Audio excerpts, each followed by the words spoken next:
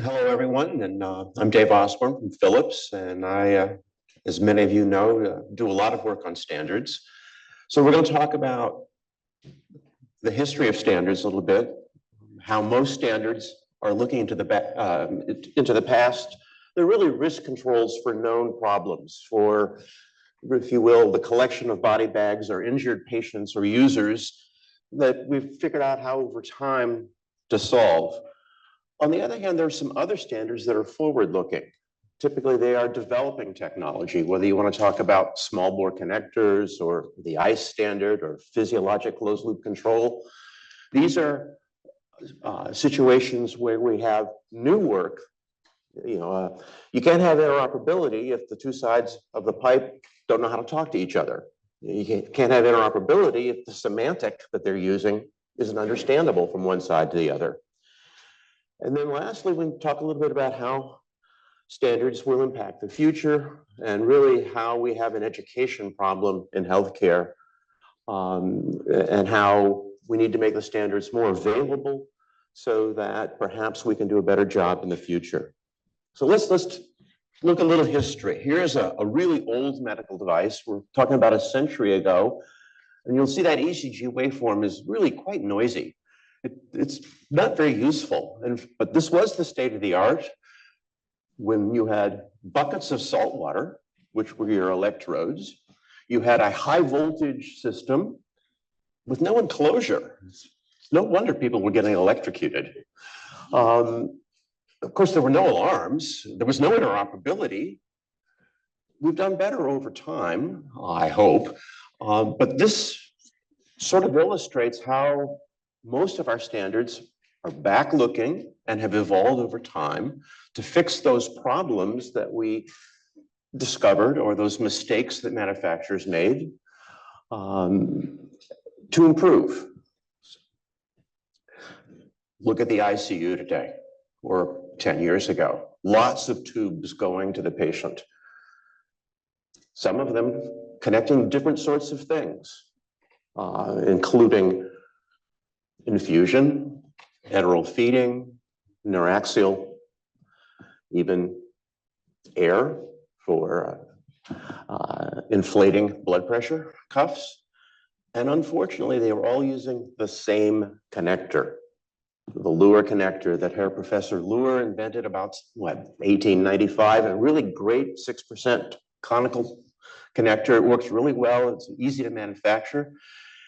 And unfortunately, with billions of opportunities, on occasion, a clinician would hook the wrong source to the wrong destination, putting air into the IV, or the IV into the neuraxial space, or the enteral feed into the IV. All of those have really bad consequences for the patient. And the FDA showed us a calendar that was based on work that originally started in about late 1980s with the MHRA, which is the competent authority in the UK, putting forth a paper that says, we, the sector, have a problem. And unfortunately, there are several examples here of the wrong source being connected to the wrong destination. And in some cases, that's a fatal consequence to the patient. Well, we did finally get around to working on standards. It turned out to be a very challenging problem. And there's now something called the ISO 80369 small bore connector series of standards, the last one of which is at FDIS stage today. We had to invent new connectors that were mechanically incompatible for these different connections. A challenge. A big, big challenge. I see some smiles in the audience. Some folks know about that. Billions of opportunities. So only a small number of mistakes would be made in terms of the frequency. So a lot of people said, well, the risk is low because it's so infrequent. Unfortunately, the harm associated with those rare events was catastrophic. This was a series of standards looking forward. Some other standards looking forward. We've heard a little bit about the ICE standard. That was a significant challenge to write. not only because of the previously mentioned regulatory hurdles, but also the manufacturer's hurdles. It was a significant challenge, and I see a big grin from Julian because we spent an awful lot of time in that Senate building working on that. Another forward-looking standard was the closed-loop control work. That's 6011-10. Before the artificial pancreas hit the market. And if we look back in history, there was the nitroprusside vasosupressor work. This is what, 20, 30 years ago? A long time ago. And then not much happened. We've written the standard, but what we're seeing now is a lot of work in this area. This area is exploding. Today, we have the artificial pancreas. We've got the continuous glucose monitors, an algorithm feeding into the pump. I have a sister-in-law who's wearing one every day because she's a type 1 diabetic. We're going to see a lot more of that coming, but it's hard work.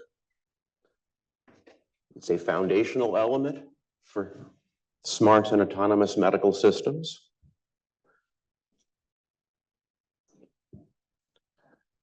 Back to the ICU.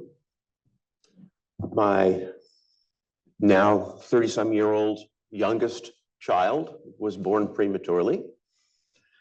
Spent 10 days at Children's Level 3 NICU. He's now a nurse and a paramedic.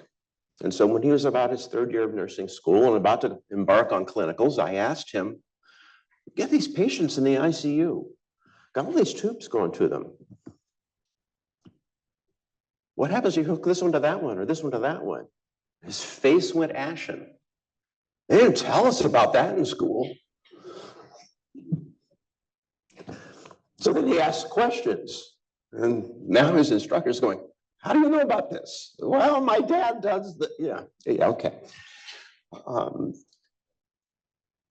If we look at those small bore connectors, I have a 22-year-old granddaughter. In fact, I was just down in Dover, Delaware, visiting with her 2 days ago. I had to hurry back to make this event. She's on an MG tube.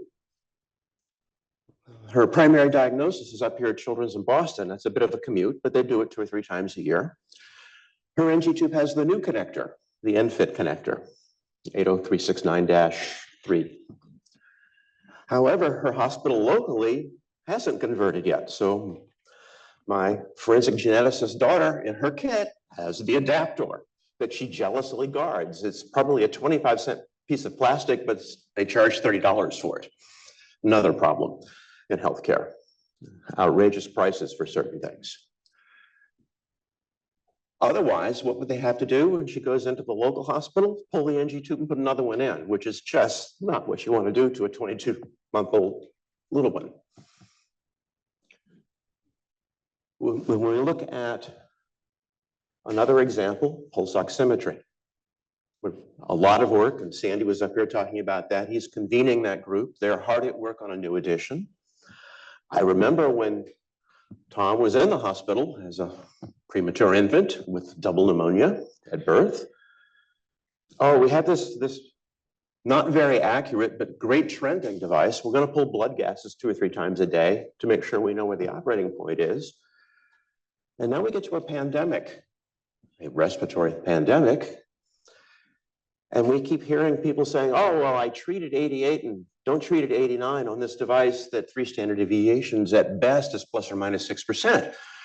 And I keep going, We have an education problem, a terrible education problem, that the technology we have is not well understood by the people who are trying to use it.